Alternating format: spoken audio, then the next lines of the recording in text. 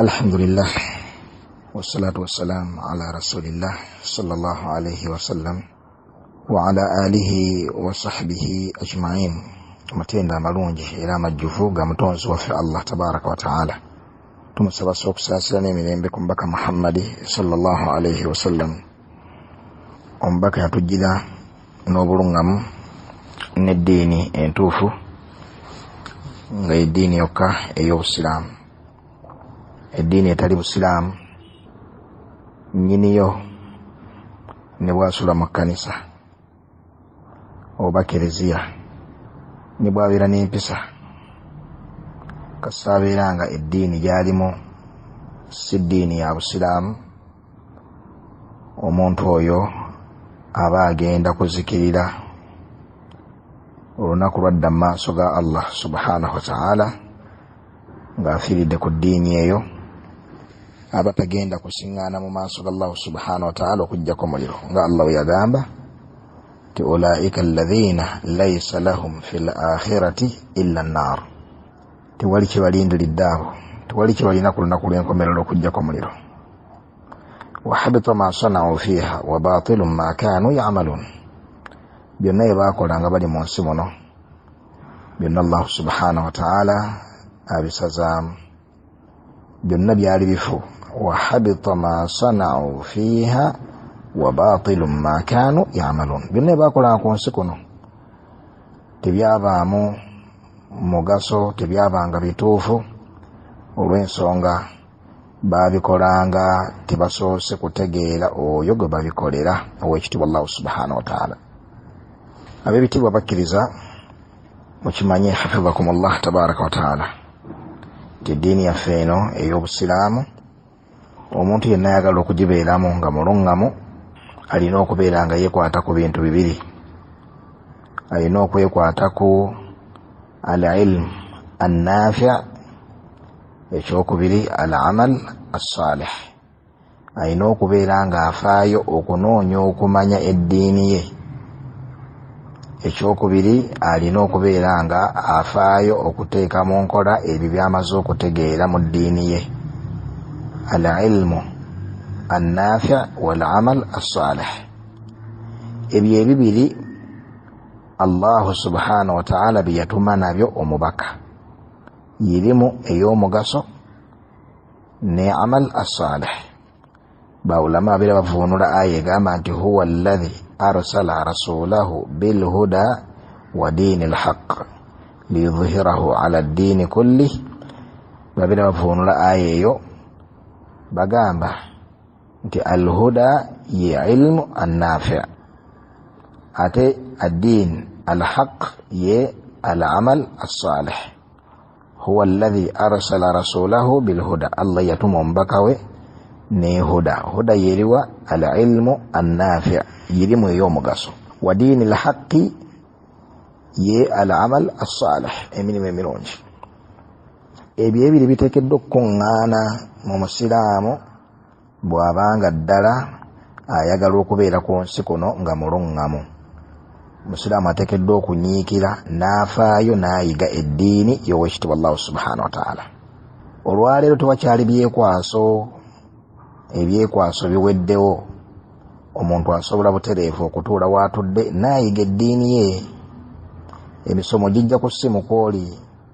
Obeera mu mmotoka n'okwata essimu n'ogiteekako emmotoka n'otambula n'ovuga emmotoka yo nga emmotoka eplayinga emisomo egyo, n'otambula safaari gy'ogenze, oba ovuga special, oba ovuga taxi, oba ovuga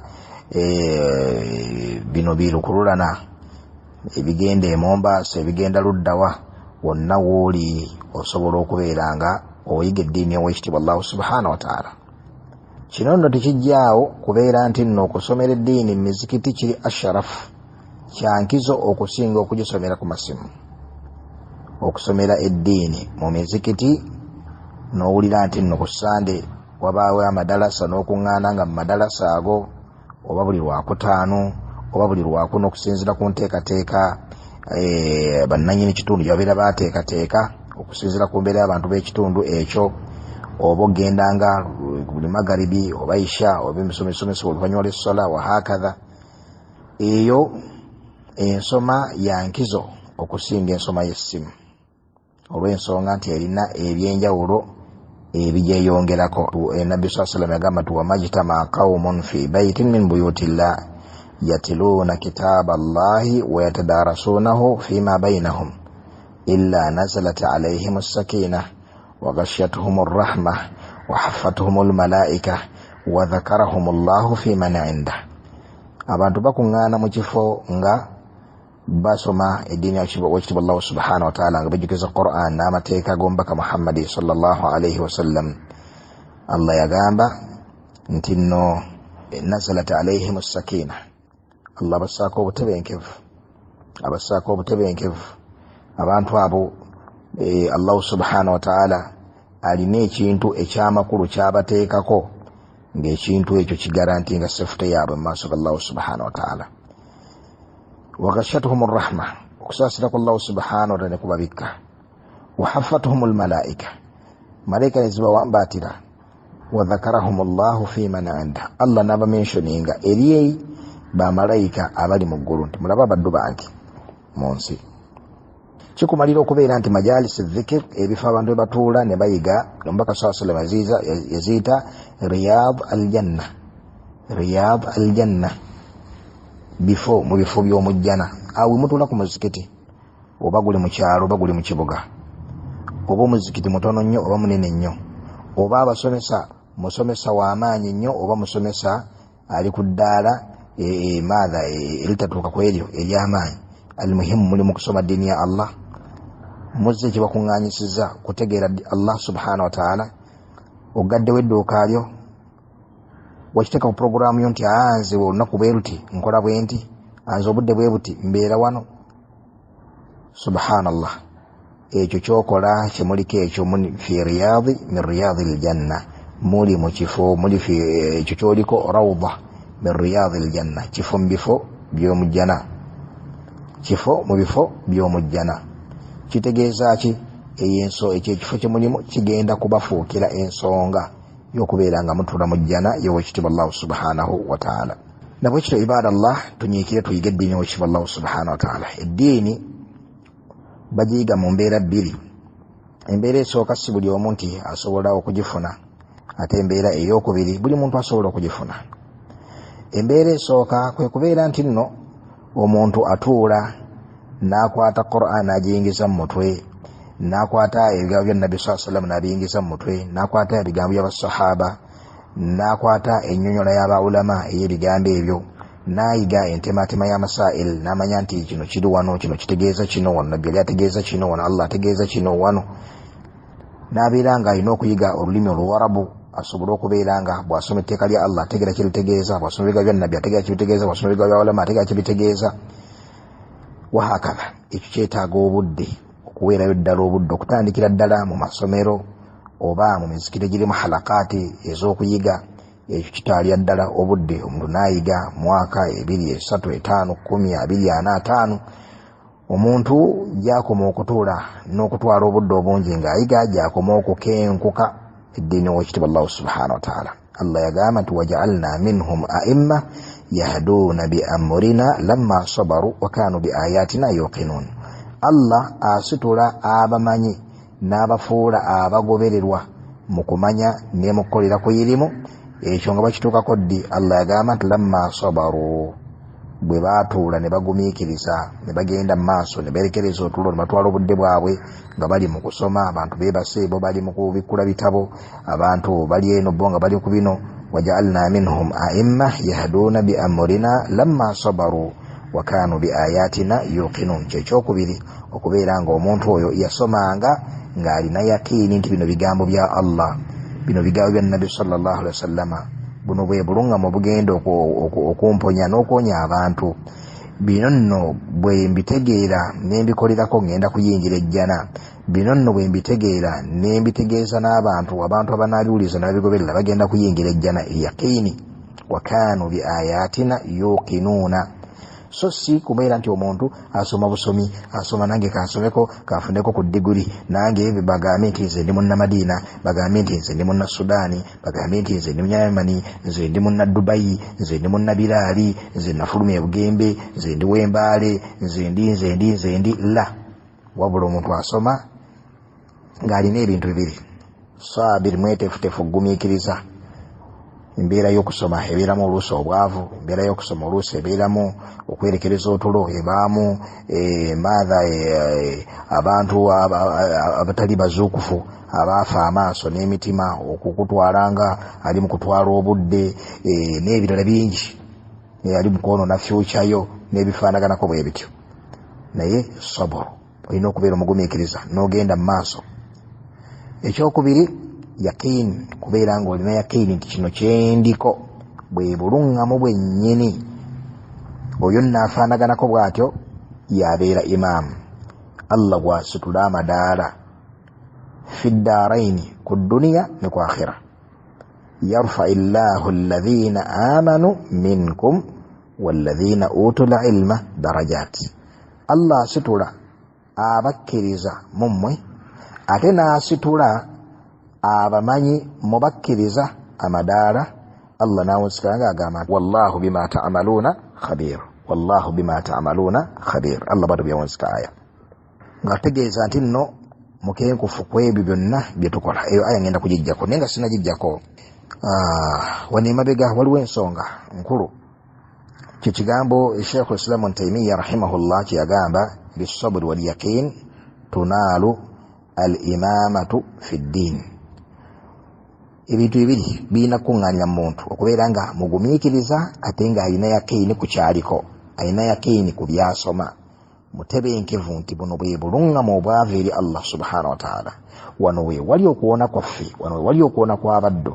Bisabri wal yaqiini, obugumiikiriza bwa bugatta ku yaqiini, tunaalu al imaama fi ddiin.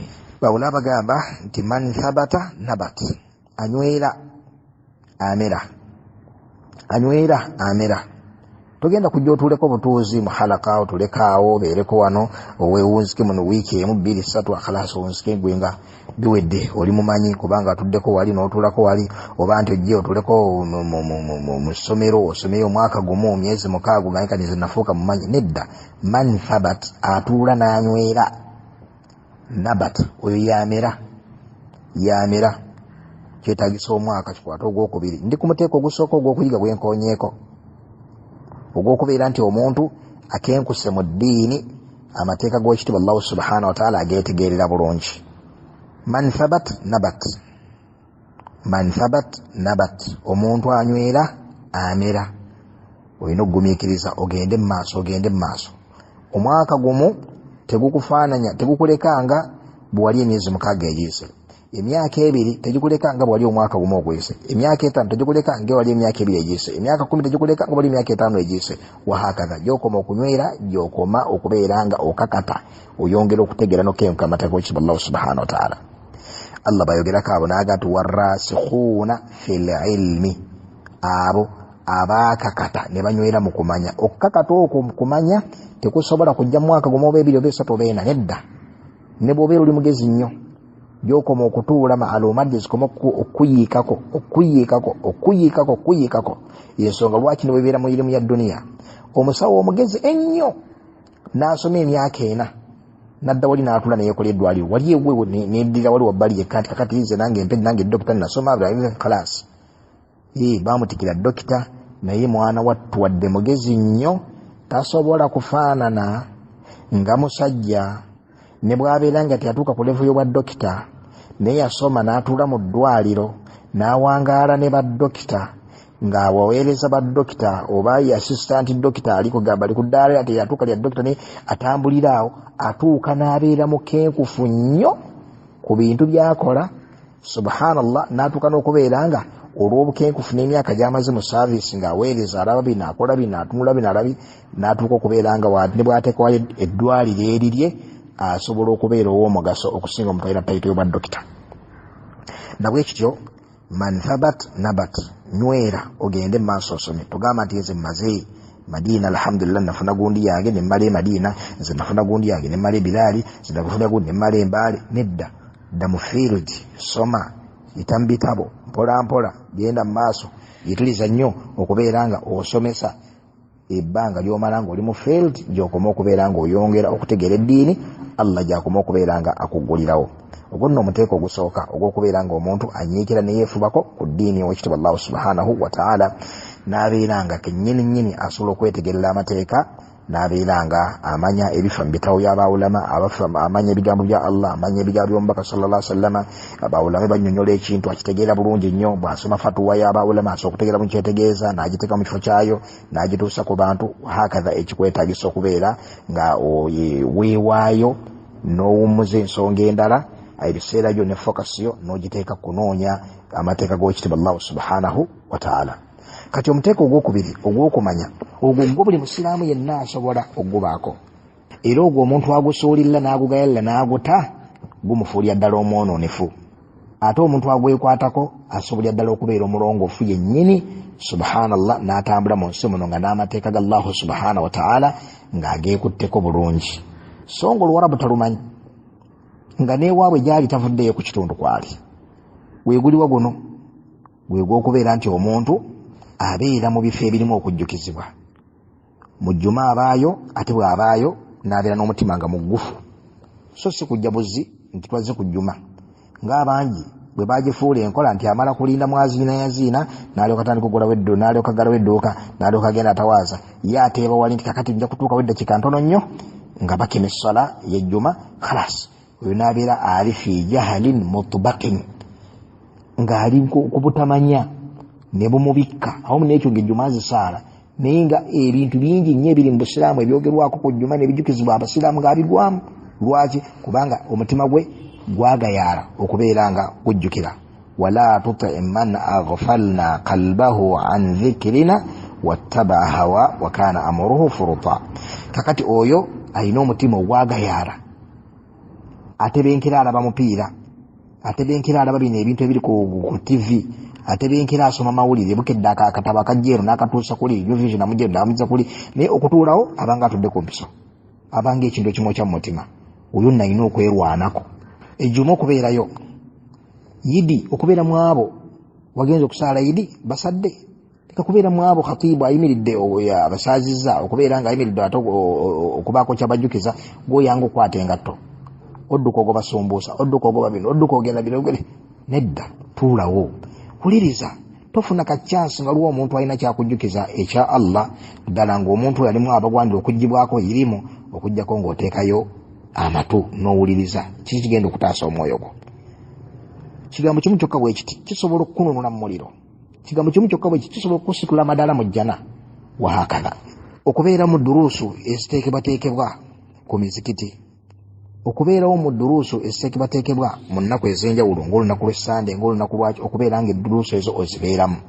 Kikulu nnyo okubeera nga ebifo ebyo obibeeramu. Okumanya nga ebitabo ebiwandiikiddwa n'obigula n'obisoma.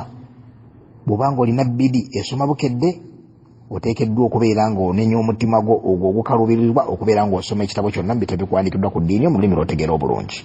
N'okumanya nti eyo mu butuufu sheitaani kwendi, entawaanya yennwanyisa. Wa illa nyumirwa nti okusoma bino ebintu ebiri muno gundi mu mawulire n'embeera ng'omutima gwange ate gukaluubirirwa okubeera nga nsoma obuluŋŋamu obwaviira Allah subhanahu wa ta'ala.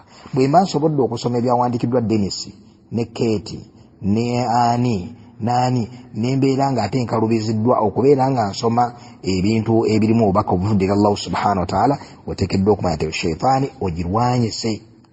Kijja kitya okuba nti amawulire nga soma ng'enyina ebitabo bye nnagula eby'eddiini ebiteeka mu nnyumba ne ŋŋaana okubisoma?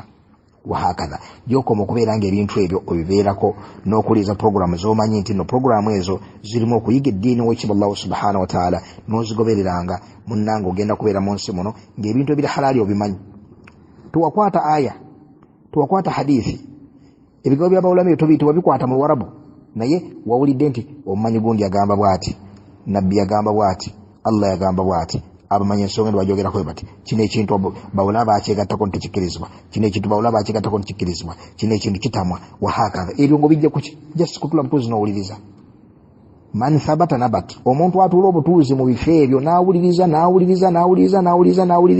subhanallah, omutima gwe gwaka, omutima gwe gubaamu obulungamu, gubaamu ekitangaala, omutima gwe gulaba gufuna amaaso nga Allah yagamba nti innaha la ta'mal absar walakin ta'mal qulubu allati fi sudur. Amaaso si gegaziba naye emitima egiri mu kifuba gyegikola gitya, gyegisiba. Kale lwana nnyo omutima gwo guleke kubeera nga guziba, obeere mu abo abafaayo kubeera nga olondoola obulungamu obwava eri ow'ekitiibwa Allah subhanahu wa ta'ala.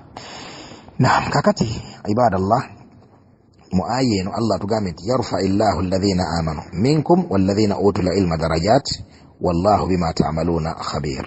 Allah tugambye nti yasitula abakkiriza. Allah amala okusitula abakkiriza n'asitula ate abamanyi mu bakkiriza n'abasitula amadaala. Allah n'awasiraga nti wallahu bima ta'maluna khabir, mazima Allah alaba nnyo mukenkufu mu byonna bye mukola. Aya eno ebyolabye enfunda, Allah alina message enzito z'atuwa. Message esooka, byonna bikwatagana bino ku irimu. Message esooka kwe kubeera nga omuntu yenna ayagala okusoma eddiini eyo emugase, sawa nga agisomedde ku mbeera eri esookese gye njogeddeko oba ku mbeera eno ey'okubiri gye njogeddeko, ateekeddwa okubeera nga asoma n'enniya y'obukkiriza, ng'awulira nti ekyo kyakola ibaada nnene. Ibaada nnene. Ateekeddwa okubeera ng'amanyi nti ekyo kyakola ibaada nnene, okubeera ng'atudde ayiga eddiini y'ekitiibwa Allah subhanahu wa ta'ala. Kitegeeza ki? Ekyakikole na bukkiriza, takikola na kwewanika ku bantu, takikola mu ngeri yakubaako gwagenda okukkakkanya, takikola mu ngeri y'okubeera nga emaadha ayagala kusongebwako n'ebifaanako bwe bityo. Alina okubeera ng'ekyakikola imaanan. Allah kyavudde atalaga nti yarfa illahu alladhina amanu, Allah asitula abakkiriza. Kaakati mu bakkiriza abo n'agati walladhina utul ilma darajat, ate Allah najjamu abamanyi mu bakkiriza n'agati ate yabasitula eddaala. N'asitula baliwa? Abo abaaweebwa okumanya n'abasitula eddaala. Walladhina utul ilma darajat, nekitegeeza ki? Allah atulaze nti abamanyi bano abasitudde mu abo baasoose okubeera ng'asitula n'obukkiriza. Allah ategeeza nti omumanyi ateekeddwa okufaayo ennyo okubeera nga mulungamu, okubeera nga omutima gwe gulimu imaani. Akakase nti ku kitundu kwali nga bwali nti ejjukiza abantu, yasinga okubeera ewala n'ebyo byabatiisa, yasinga okwenyigira mu ebyo byabalagira bakole. Kyavudde asooka okuteekawo ekibinja ky'abakkiriza n'alaga nti mukyo asituddemu abamanyi. Kitegeeza ki? Omumanyi alina okunyikira okubeera nti gyakoma okumanya gyekoma okweyongera imaani. Ekyo kimu. Ekyokubiri, okubeera nga muyitirivu mu kukolera ku ebyo by'asoma. Allah kyavudde awunsika aya ng'agamba nti wallahu bima ta'maluna khabir, Allah alaba bulungi nnyo bye mukola. Lwaki ayogedde ku kigambo kino? Allah avuga nti mukenkufu nnyo mu ebyo bye mukola, abiraba bulungi nnyo. Lwaki kyasembezaayo ng'amaze okutulaga nti Allah asitula omumanyi? Amakulu alinga agamba omumanyi ono wekitiibwa Allah subhanahu ng'agamba omumanyi ono nti irimu gy'osomye Allah akutunuulidde alabe engeri gy'ogenda ogiteekamu mu nkola. Allah akutunuulidde alabe engeri gy'ogenda okugasibwa n'erimu eyo. Wallahu bima ta'maluna khabir. Ekisembayo ibadallah mukimanye nti nno mu ssala zaffe ettaano ze tusaala nga kwogasa n'essala zonna eza sunna tusomeramu edduwa. Allah yatulaalikako edduwa eyo tugisome, n'atuuka n'okukiteekawo nti nno omuntu atagisoma essala yenfu, kubanga eri mu mpagi z'essala. Ihdina sirata almustaqim, ay Allah tulungamye eri ekkubo eggolokofu.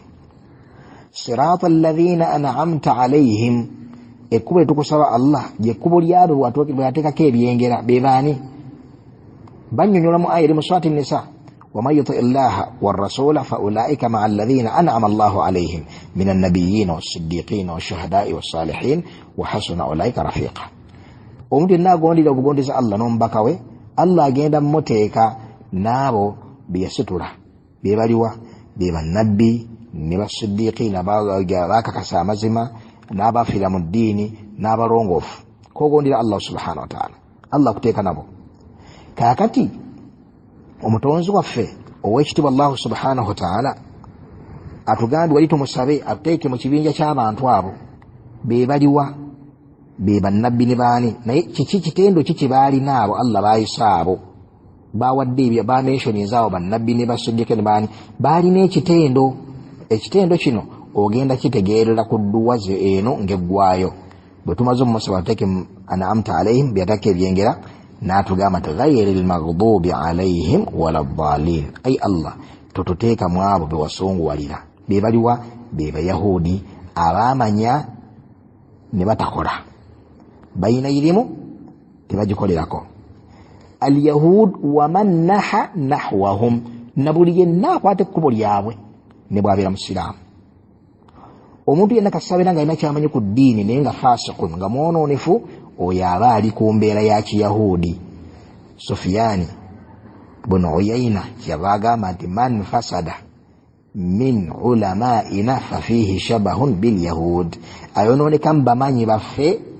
ayonooneka mu bamaseeka baffe ayonooneka mu abo abaakula ne basoma ku ddiini aba afaananya abayahudi waman fasada min ubadina fafihi shabahun binnasara ate ayonooneka mu abo abasufu mu kukola ibaada amakulu g'osiŋŋaana omusajja ng'abeera mu muzikiti abeera ali ku ibaada abeera ali ku ki naye nga mwana wattu omuntu oyo akola ibaada mu kkubo ly'obwonoonefu kwegamba ibaada ze zizimbiddwa ku butamanya ibaada ze zizimbiddwa ku bida tafaayo kusoma tumusiŋŋana nti atudde ayiga afaayo wabula ye buli ssaawa mubuulire yasookayo ku mawuledi okutereeza tenti nokukola atya yasinga okuyisaamu eddoboozi musaaliaku mutume n'akuba egundi yasinga mu khutuba mu jjuma inna allaha malaika yusalluna ala nabi allahumma salli wa sallim alayhi ali awo abeera n'akaladiki abeera ku gundi omusiŋŋaana adde eno adde eri tategeera tafaayo kutula kusoma